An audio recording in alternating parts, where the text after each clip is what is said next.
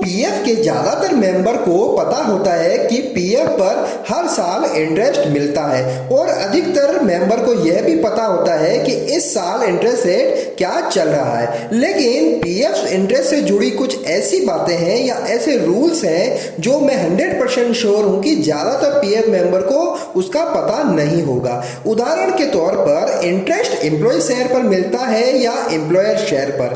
PF passbook में interest calculate हुई है तो वो सही है या नहीं है, और अगर आपके एम्प्लॉयर ने या कंपनी ने पीएफ कंट्रीब्यूशन लेट जमा कराया है तो उस पर इंटरेस्ट मिलेगा या नहीं मिलेगा, और अगर आपने साल के बीच में पैसा निकाल लिया है या पीएफ ट्रांसफर किया है तो उस केस में इंटरेस्ट मिलेगा या नहीं मिलेगा।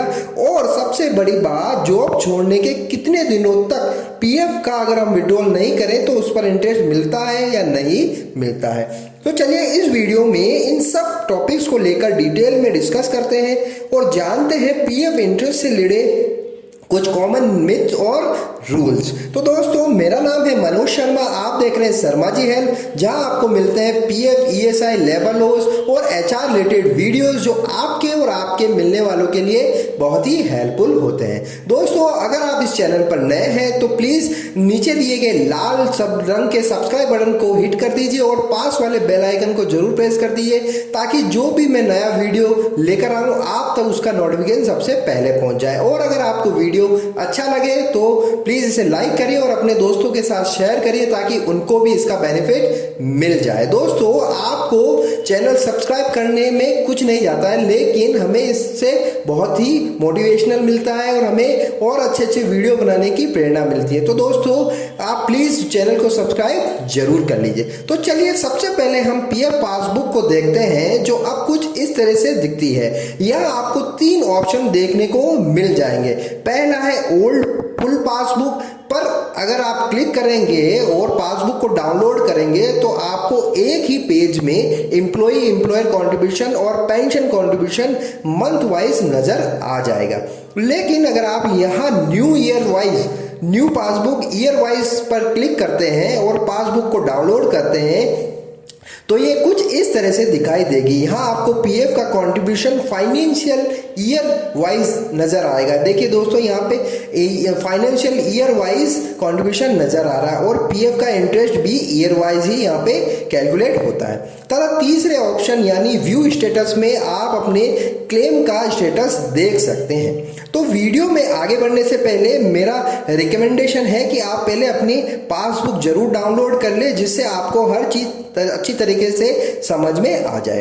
अब देखते हैं कि पीएफ इंटरेस्ट के क्या क्या रूल्स होते हैं। वैसे ये रूल ईपीएफओ 1952 एक्ट के पैराग्राफ 60 में दिए गए हैं, लेकिन आइए हम इसे आसान भाषा में समझते हैं। दोस्तों, पहला रूल है पीएफ इंटरेस्ट कौन डिसाइड करता है। तो पीएफ का इंटरेस्ट पीएफ का बोर्ड डिसाइड करता है और फिर उसे फाइनेंस डिपार्टमेंट के पास में अप्रूवल के लिए भेजता है। फाइनेंस डिपार्टमेंट से अप्रूवल होने के बाद ही पीएफ इंटरेस्ट पीएफ मेंबर के पीएफ अकाउंट में क्रेडिट कर दिया जाता है। दूसरा है कि पीएफ इंटरेस्ट कितना मिलता है। तो दोस्तों, पीएफ इंटरेस्ट क्रेडिट होता है रनिंग मंथली बेसिस पर। जी हाँ, एक बार पीएफ इंटरेस्ट अप्रूव होने के बाद इसे मंथली कंट्रीब्यूशन के हिसाब से क्रेडिट किया जाता है, जिसे हम अगले वीडियो या पीएफ इंटरेस्ट कैलकुलेशन में अच्छी तरीके से समझेंगे। लेकिन आप यहाँ देख सकते हैं कि आज तक ईयर वाइज कितना पीएफ इंटरेस्ट रहा है और पीएफ डिपार्टमेंट द्वारा वो यहाँ मेंशन कर दिया गया है। दोस्तों, ये पहले पीएफ इंटरेस्ट बहुत कम होता था, फिर धीरे धीरे ये बढ़ता गया और एक टाइम में तो ये 12% तक भी चला गया था, लेकिन फिलहाल ये 8.5% के आसपास चल रहा है। तीसरा क्वेश्चन आता है कि पीएफ इंटरेस्ट किस पर मिलता है। तो पीएफ का इंटरेस्ट केवल और केवल पीएफ कंट्रीब्यूशन पर ही मिलता है, यानी एम्प्लॉय के 12% और एम्प्लॉयर के 3.67 पर ही पीएफ इंटरेस्ट कैलकुलेट होता है। पेंशन कंट्रीब्यूशन पर कभी भी पीएफ का इंटरेस्ट कैलकुलेट नहीं होता है। यहाँ पासबुक में आप देख रहे हैं ये जो पीएफ कंट्रीब्यूशन के 2 कॉलम है, इन्हीं पर इंटरेस्ट मिलता है और पेंशन वाले कॉलम पर इंटरेस्ट नहीं मिलता है। चौथा है कौन से महीने में पीएफ के हमें पीएफ इंटरेस्ट मिलता है। तो दोस्तों पीएफ का जो कैलकुलेशन जो होता है वो वे सिस्टम है वो फाइनेंशियल ईयर से एक महीने पीछे चलता है, यानी यह मार्च टू फरवरी चलता है, वही फाइनेंशियल ईयर अप्रैल टू मार्च होता है। तो यहाँ पासबुक में भी आप देख सकते हैं यहाँ पर पीएफ वेजेस का जो कैलकुलेशन है वो मार्च से फरवरी तक दिया हुआ है।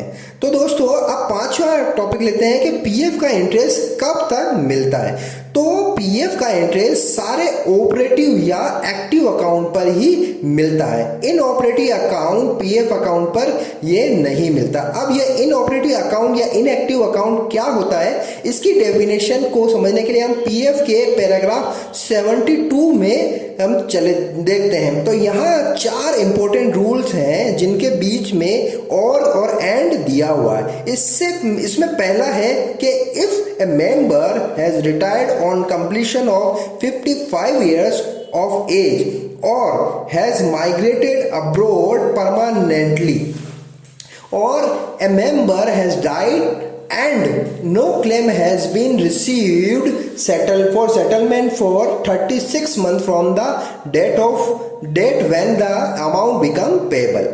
The account becomes inoperative from that day. Once an account becomes inoperative, no interest is credited further from that day. तो दोस्तों इसका मतलब ये है कि अगर आपने पीएफ का पैसा विड्रॉ नहीं किया है और उसी में पड़ा रहने दिया है तो till the age of 55 years आपको उसका इंटरेस्ट मिलता रहेगा, और रिटायरमेंट की एज यानी 58 years के बाद भी अगर आप चाहें तो उसे 3 साल तक विड्रॉ नहीं करते हैं तो भी उस पर इंटरेस्ट मिलता रहेगा, यानी 61 साल तक आप इसे रख सकते हैं, उसमें आपको इंटरेस्ट मिलता रहेगा। तो चलिए इस एक टेबल से समझते हैं एग्जांपल से। यहाँ देखिए दोस्तों लास्ट कंट्रीब्यूशन एज दी हुई है और interest to be credited up to दिया हुआ है। यहाँ देखिए अगर 20 साल में आपका लास्ट कंट्रीब्यूशन रहा है तो आप इसे पड़ा रख सकते हैं 55 साल तक, और 3 साल तक भी अगर आप नहीं लिया 36 मंथ तो ये हो जाता है 58 ईयर्स, यानी 58 साल तक आपको इसका इंटरेस्ट मिलता रहेगा। इसी तरीके से 54 साल में तो भी 58 साल, 55 में 58, अगर 56 साल में आपका लास्ट कंट्रीब्यूशन गया तो आप 59 साल तक रख सकते हैं, उस पर आपको इंटरेस्ट मिलता रहेगा। इसी तरीके से लास्ट 58 ईयर्स में आप रिटायर्ड होते हैं तो 3 साल तक आप रख सकते हैं, 61 साल में आप ले सकते हैं विथ इंटरेस्ट। तो 58 ईयर्स तक तो पीएफ का इंटरेस्ट मिलता ही है अगर एम्प्लॉय ने पीएफ का विड्रॉल नहीं किया हो और उसका अकाउंट इनऑपरेटिव नहीं हुआ हो। अगर किसी एम्प्लॉय का इस तरह का केस हो और उसका पीएफ का इंटरेस्ट क्रेडिट नहीं हो रहा हो तो वह पीएफ डिपार्टमेंट में अप्रोच कर सकता है, उसका इंटरेस्ट पूरा क्रेडिट हो जाएगा। चलिए एक एग्जांपल को और समझते हैं कि अगर एम्प्लॉय ने साल के बीच में अपना पूरा पीएफ विड्रॉ कर लिया है या दूसरी कंपनी में ट्रांसफर कर लिया है तो इस केस में पीएफ इंटरेस्ट कितना कैलकुलेट होगा। तो यहाँ दोनों ही केस में पीएफ का इंटरेस्ट लास्ट डेट तक कैलकुलेट हो जाएगा, और ट्रांसफर केस में आपको वही नई पासबुक में शो हो जाएगा, तथा विड्रॉल के केस में ये अमाउंट सेटलमेंट में जुड़कर आपको विड्रॉ के समय आपके अकाउंट में क्रेडिट हो जाएगा। लेकिन यहाँ पर इंटरेस्ट रेट जो लागू होगी वे लास्ट ईयर की ही लागू होगी, क्योंकि इस करंट ईयर की इंटरेस्ट रेट तो अभी तक डिक्लेयर नहीं हुई है। तो यहाँ लास्ट ईयर की जो इंटरेस्ट रेट होती है उससे एम्प्लॉय का जो है पेंशन जो पीएफ इंटरेस्ट है वो कैलकुलेट होता है और उसी से सेटलमेंट होता है। अब यहाँ एक और हाइडन रूल होता है कि अगर आपने किसी महीने की 25 तारीख से पहले अगर पीएफ विड्रॉ किया है तो उस करंट मंथ का इंटरेस्ट एम्प्लॉय को नहीं मिलता है, यानी अगर आप 25 तारीख से पहले विड्रॉ करेंगे तो उस मंथ का आपको इंटरेस्ट नहीं मिलेगा। तो आपको 25 तारीख के बाद ही विड्रॉ करते हैं तभी उस मंथ का इंटरेस्ट आपको मिलेगा। तो आपको पीएफ विड्रॉ करते समय ध्यान रखिएगा कि आप जब भी विड्रॉ करें तो उसे 25 तारीख के बाद ही करें किसी भी मंथ में। अब एक और सवाल आता है कि अगर आपके एम्प्लॉयर ने पीएफ कंट्रीब्यूशन जमा ही नहीं कराया है या 2-3 साल का इकट्ठा कराया है तो इस केस में इंटरेस्ट मिलेगा या नहीं।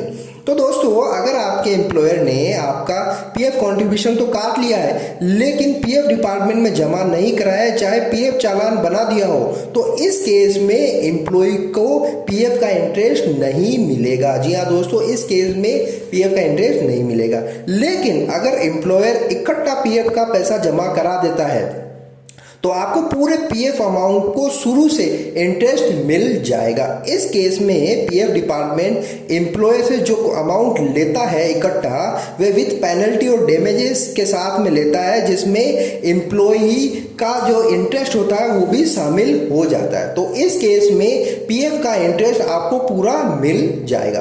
तो दोस्तों आई होप आपको पीएफ इंटरेस्ट से जुड़ी सारी जानकारी अच्छी लगी होगी। अगले वीडियो में हम समझेंगे कि पीएफ इंटरेस्ट के कैलकुलेशन कैसे होता है और वो क्या क्राइटेरिया उसका होता है। तो दोस्तों फिर मिलते हैं, तब तक के लिए अपना ख्याल रखिए। Thank you very much.